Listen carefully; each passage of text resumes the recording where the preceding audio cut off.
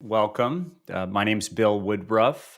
This is the quarterly insights call for WealthFactor's review of global financial markets and investing.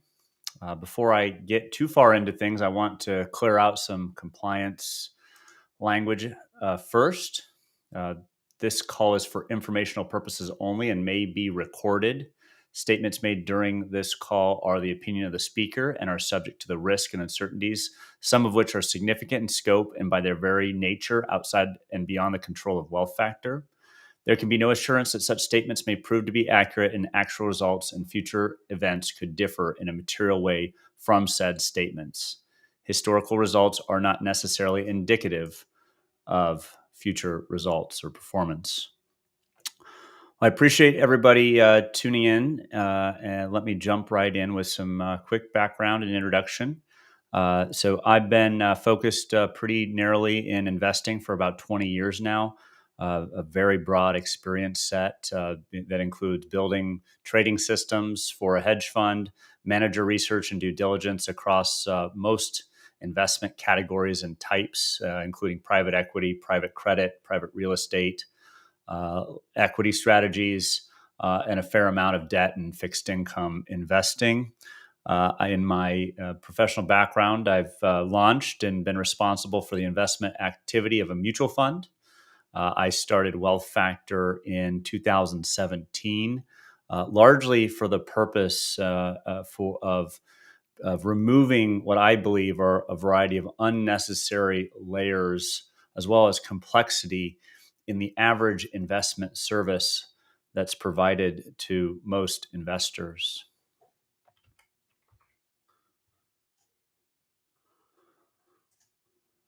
So, WealthFactor is a firm focused on building tools and technology specifically designed for the end investor. It's my belief there's a lot of technology and innovation going on right now. However, it's largely focused for the benefit of the investment professional. And really, the industry has been built that way for a long time. And I think because of that, it's why we're seeing some of the polar opposite services come out, whether it's the Robinhoods, where it's really built for consumers. I think that the tough part about that polar opposite consumer-driven, technology-driven product is they aren't being designed in ways that are likely to lead to long-term and sustainable positive outcomes from an investment perspective. Robinhood is the poster child of this. Encourage activities that probably aren't consistent with the types of investment tenets that have led to sustainable and long-term investment success. To just briefly to share a little bit about how we think about the world from an investing and global financial market perspective, WealthFactor's investment philosophy is called Risk Smart. And it draws from a variety of large global asset management firms, investment techniques, but would generally be categorized as evidence-based and largely passive or buy and hold oriented. And Risk Smart has three different focal points. The first is being portfolio smart. And so some of the key elements there are keeping it simple. Avoiding complexity is I think a critical element in investing success. And when there are a lot of layers, when you hire a financial advisor who has a firm that he works for, and then they use outside mutual funds and potentially other types of funds, really quickly the layers and then therefore the complexity start to compound. Layers are expensive in addition to being complex. So avoiding layers is a key element of being risk smart. Additionally, and this tilts more to evidence-based and passive investing, we think it makes sense to generally try to avoid picking and or timing when it comes to the execution of the actual investing. The second component part is fee smart. So having the fees that one pays make sense relative to the services being provided. Getting exposure to a diverse portfolio of stocks is easy to do with ETFs and very cheap. And so I think the days should be gone where somebody pays 1% to an advisor who's largely investment oriented and then goes out and puts money in other funds. Granted, in the last several years, the industry's really shifted to a focus on selling financial planners and financial planning services as an attempt to justify and maintain high margins and high fees. And there's definitely some validity and value to those sorts of fees. But being fee smart is really understanding the layers of fees that are oftentimes in the industry, and really making sure that there's a value for the services that are being provided. The last element is in being risk smart is tax smart. Tax should not be an afterthought, but oftentimes is, in a focus on selling performance, which I think is part of what the industry. What a lot of people assume the industry should be doing is trying to sell performance or provide some sort of outperformance. And I think a lot of the activities that one might do, including picking or timing, are pretty tax inefficient generally and aren't all that tax smart. And so here at WealthFactor, we've built systems and tools where we take indices and utilize our tools to do things like gains avoidance on a personalized level, as well as tax loss harvesting. So let me transition into some of the prepared comments for what's going on out in the markets. So I like to start things off kind of at the highest level and then dig in. And if you've participated in any of my calls before, I never really dig in too close into what happened in a prior quarter. I think those sorts of there's so much information that's constantly hitting investors from all angles, whether it's salesmen, aka financial advisors, trying to pitch a product or a service, or the media. And I don't see any value to spending a whole lot of time on what happened last month or what happened last quarter specifically. I don't look at it as useful or predictive in helping us in going forward. So with that, the first page here, I'm going to focus in on the stock part of this. And basically what I'm showing here is the one year dispersion for stocks. And so you can see a high of, and this only goes back to 1950. So if you actually went back into the Great Depression, you'd see slightly greater extremes, but not by a whole lot. So up 47 in the best 1 year and down 39% in the worst 1 year. And so I think it's always important to think about investing to the extent that you're worried about what happened in a quarter or trying to predict what might happen in the next quarter or next 1 year. I would argue that's not really investing, that's speculating. It's a very different animal and should be thought of very differently. And in all my experience, it isn't often sustainable anyways, and probably isn't a good use of time.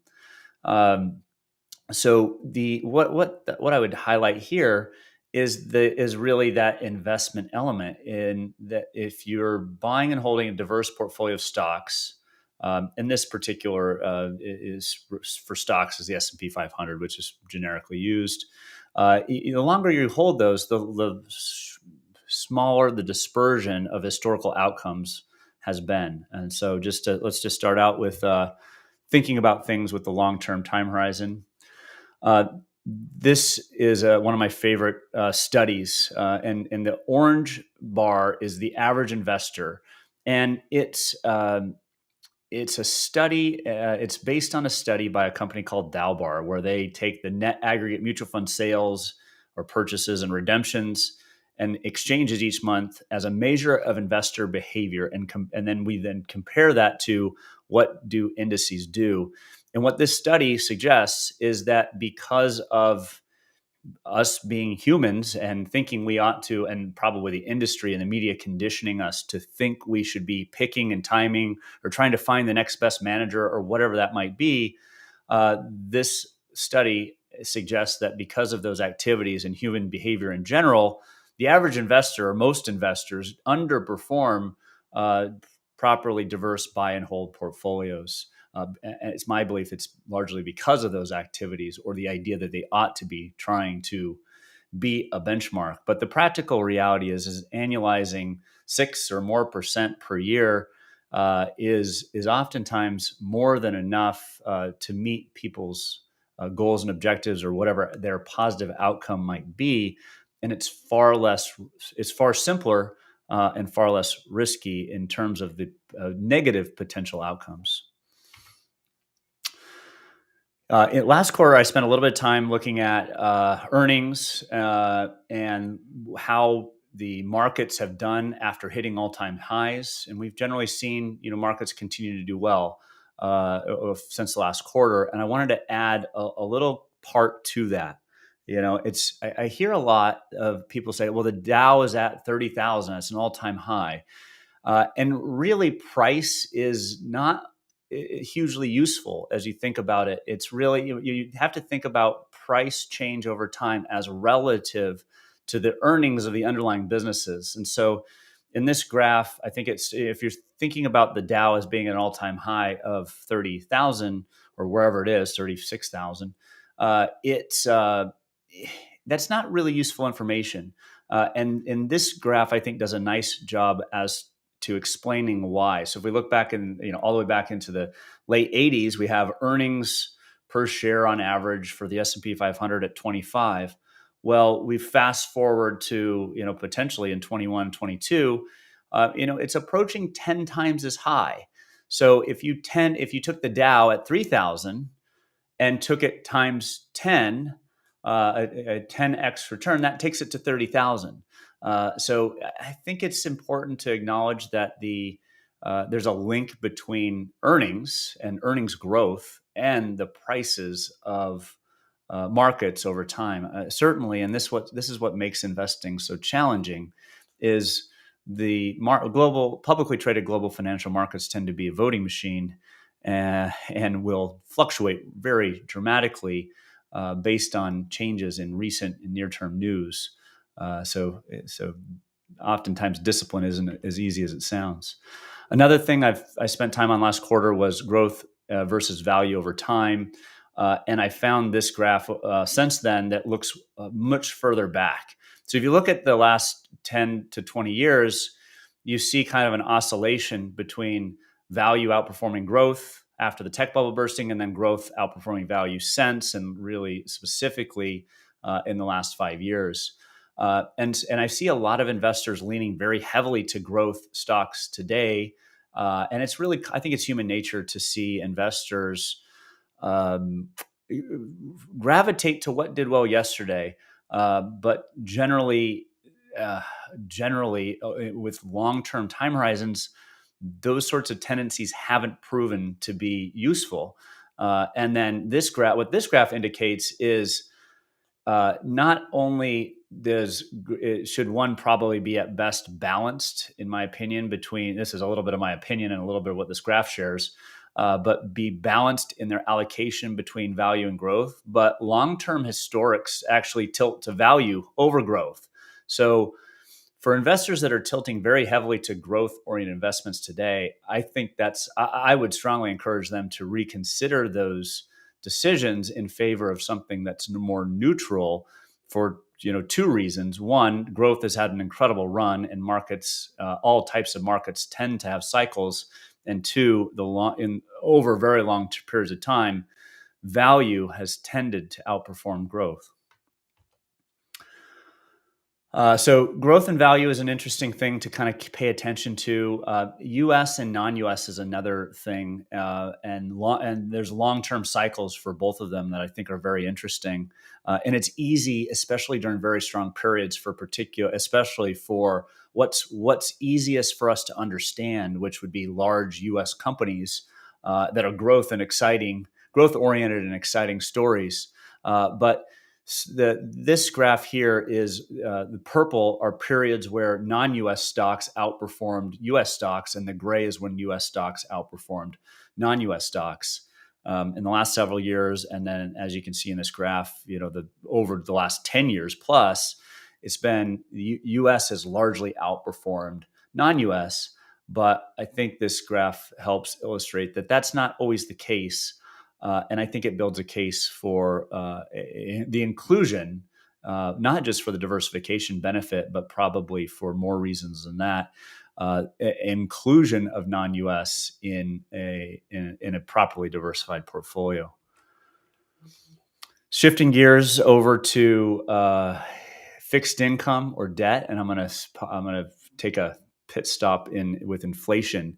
Inflation was a really hot topic in 2021, um, and this graph sort of shows why we saw a pretty material spike to levels that we haven't seen since the 80s in the measures, inflationary measures, which is material. The thing that I would caution people against is drawing the assumption that that line will continue in its path. I mean, if you go back through multiple decades of spikes in inflation, every single one of them ended in inflation falling. And so no one has a crystal ball. No one knows what's going to happen with inflation tomorrow. And I think it's a mistake to assume that we should try to know and base investment decisions on that. Um, there's global financial markets are incredibly complicated. What drives asset prices and inflation is there's too many variables that we cannot predict that will drive where inflation might go. And I think again, to let this have this be a reason to deviate from an investment plan is likely a mistake. Okay, so transitioning over a little bit more into the interest rate side or fixed income side of what's going on in financial markets. So the Fed gets a lot of attention, and rightfully so. But it's important to note that the Fed really influences interest rates only at the very short end of the curve, minus perhaps their asset purchasing programs, which they're unwinding currently, or at least indicating they're going to accelerate unwinding of some of those. But to keep the focus simple, it just on them setting short-term interest rates. And so this is the graph of short-term interest rates going back to 2000. We can see the long period after the financial crisis where they're at zero, and then they came back to the zero following the onset of the pandemic. The dotted lines, the first one is the blue one is what the Fed is indicating. The Fed meets, they share information in that meeting, and then they share their minutes. And so the blue line represents their what they've shared with global financial markets and investors, and the green line represents what the market actually believes is going to happen. And the reason why I think this is important is because global financial markets are incredibly efficient. And as soon as the Fed minutes gets released within hours or potentially even faster, the information is digested. And oftentimes there's a ton of volatility on that one day. But for most investors, minus those that are built businesses around trying to anticipate what's going to happen and pick and time investments, for most investors, this information isn't useful at all, in my opinion. And that's because of how fast this information is already getting priced into markets. And so when we think about bonds, which is where we're going next, and not wanting to own a bond because of the concern of inflation or rising interest rates, well, we don't have any information that everybody else doesn't have. And that's largely priced into markets already. And again, I think it's a mistake to be trying to be predictive around what's going to happen. So I think that one ought to better focus on what's the right amount of risk for each individual and their situation, or each entity in its situation, and not spend their energy trying to predict what might happen with inflation and or interest rates. So this is another graph that I think is informative and probably builds a little bit of a case as to why investors may want to maintain or consider maintaining exposure to fixed income if that is a good fit for them. So the purple line on the bottom is August of 2020. And the x-axis is length of maturity. So on the far left, it's 3 months, and so effectively what the Fed can control, and then all the way out to 30 years on the right. And so the second line, the blue line, is the year end, December 31st, 2021. And so we can see visually what happened to the shape of the yield curve. So as inflation picked up, as the Fed indicated they're going to raise short-term interest rates, we saw market interest rates start to move in anticipation of those increases in the short-term rate. And so we saw, where in August in 2020, 3 months to 7 years, there was no yield. 36 basis points. That's a fair amount of interest rate risk and getting very little to no compensation beyond what you can get in cash and taking no interest rate risk. Well, fast forward, just barely over a year later, that 7-year yield is now up to 1.44%. And so if you think about that in terms of interest I'm receiving, it's fairly material in terms of the difference between 36 basis points, 0.36%, and 1.44%. And so, again, I'm not trying to make a case that I believe interest rates are going to fall or interest rates are not going to rise. Simply a reflection that I'm getting far better compensated today for taking a bit more interest rate risk than I was in August of 2020. It's interesting to see that if we go look all the way back to December 13th, when the Fed had rates at zero following the financial crisis still, just exactly how steep the shape of the curve was at that time relative to now. I think you could also conclude that, with the Fed likely, or at least indicating next year that they're going to raise short-term interest rates, most of the rest of the curve has probably factored that in already. What's like this, granted, so many things can change, but let's pretend for a second other things, markets don't change. But so the Fed's the only thing that acts from here on out. The curve will actually flatten, assuming no other changes in all the things that will likely change in terms of the direction of the stock market and inflation, et cetera, that will drive this entire curve between now and then. Again, re-emphasizing exactly how complex this is and how impractical it is to try to base investment decisions on predicting these elements. So that concludes the prepared comments. I am, I have a chat set up, and so I should have mentioned on the front end. Apologies, but if there are any comments or questions, please feel free to post them. I'll hang on the line for a little bit and would welcome those comments. But but appreciate your attendance and hope you have a great day. If you don't want to stick around.